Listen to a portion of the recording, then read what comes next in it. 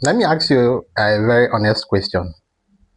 Have you ever read and read for an exam only to get into the exam hall and suddenly your brain goes blank? You look at the questions and you say, I have seen this before, but where did it go? Or maybe you studied very hard, slept late for many nights, sacrificed your phone, sacrificed sleep, but the results still disappointed you. If that sounds like you, listen to me very carefully. The problem is not that you are dull.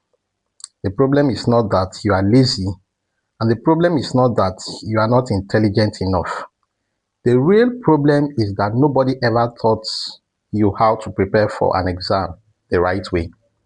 And today I'm going to show you exactly how to do that, step by step, in a very simple way that any student can understand and use. But before we go on, do me a quick favor. If you're a student or you know a student who struggles with exams, tap the like button right now, share this video with a friend, drop a comment saying, I am ready to improve. And please, subscribe to this channel because everything here is built to help students succeed. Now, let's begin. The first thing you must understand is this. Exam success starts long before you open your book. Most students make the same mistake. They wake up one day and say, my exam is in 2 weeks. Let me start reading. That is already a wrong start. Preparing for an exam is like traveling to another city. You don't just wake up, enter a bus and say, anywhere is fine. No, you first ask, where exactly am I going?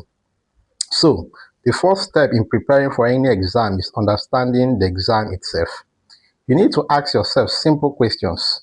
What is the exam about? Is it essay, objective, or both? How many questions will I answer? How much time do I have? Let me give you a real life example. Imagine you are preparing for a mathematics exam. If the exam is mostly calculation and problem solving, reading definitions alone will not help you. But if it is theory based, just solving past questions without understanding concepts will fail you. Many students fail not because they didn't read, but because they prepared for the wrong type of exam. So, before you read anything, understand what you are preparing for.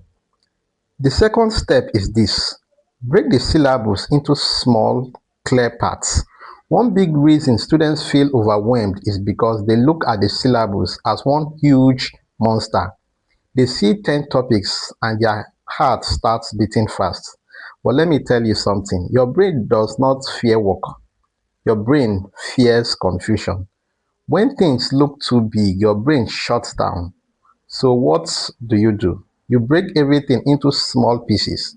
Instead of saying, I want to read pharmacology, you say, today I will study drug classification.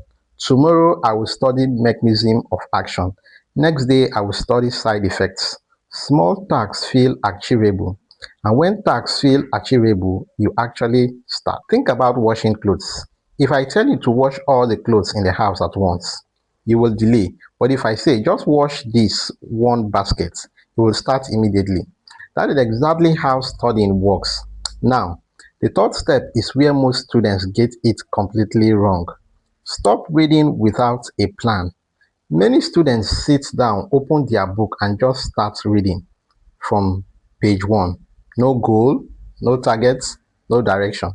That is not studying, that is just looking at words. Before you open your book, you should say something like this: by the end of this study session, I want to understand this topic and be able to explain it in my own words. Let me give you a simple example. If you are reading about hypertension, don't just read and move on. Ask yourself, what is hypertension? What causes it? How is it treated? What are the common exam questions? When you read with questions in your mind, your brain becomes active, and active reading is what leads to memory. Now, let's talk about one of the biggest lies students believe. Long hours do not equal effective studying. Some students would proudly say, I read for 10 hours yesterday. But when you ask them what they remember, they can't explain anything clearly. Studying is not about how long you sit down, it's about how much you understand and remember. Think about this. If you sit in a classroom for 3 hours but your mind is outside, did learning happen? No. It's the same thing with studying. That is why short, focused study sessions are better than long, tired ones. You can study for 1 hour with full focus and learn more than someone who studies for 5 hours while pressing their phone every 5 minutes. Quality beats quantity. Now, let's move to a very important step. Use active study methods, not passive ones. This is where many students lose marks. Passive studying is things like rereading, highlighting, and copying notes again and again. These things feel good, but they lie to you. They make you feel like you understand when you actually don't. Active studying means forcing your brain to work. For example, after reading a topic, close your book and ask yourself, what did I just read? Try to explain it like you are teaching a friend. If you can explain it simply, you understand it. If you can't, go back and read again. Another powerful method is answering questions without looking at your notes. It may feel hard, you may struggle at first, but that struggle is exactly how learning happens. Think about learning how to ride a bicycle. You didn't learn by watching videos alone. You learn by trying, falling, and trying again. Studying is the same. Now, let's talk about something students ignore until it's too late. Revision is not optional. Many students read a topic once and say, I have covered it. No, you have only seen it once. Your brain forgets information very fast if you don't revisit it. That's why revision is powerful. You don't revise because you are weak. You revise because you are human. Even doctors revise. Even professors revise. So plan revision into your study. For example, after studying a topic today, revise it tomorrow briefly, then revise it again after 1 week. Each time you revise, it sticks deeper. Now, let's talk about past questions. If you want to pass exams, past questions are your best friend. Past questions show you how examiners think. They show you what topics come out often. They show you how questions are framed. But here is the mistake students make. They just memorize answers. That is dangerous. Instead, use past questions to test your understanding. Ask yourself, can I answer this without looking? If you can, you are on the right track. If you can't, you know what to do. You have to go back and study. Now, let's talk about the days close to the exam. The final week is for revision, not new topics. Trying to learn new things at the last minute creates panic. It's like trying to build a house when the guests are already there at the door. Use the last week to revise. Practice questions and strengthen weak areas. Now, the night before the exam, please listen to me carefully. Do not read all night. Sleep is not luxury. Sleep is part of exam preparation. A tired brain cannot remember anything. Even if you read everything, you won't recall it if you are exhausted.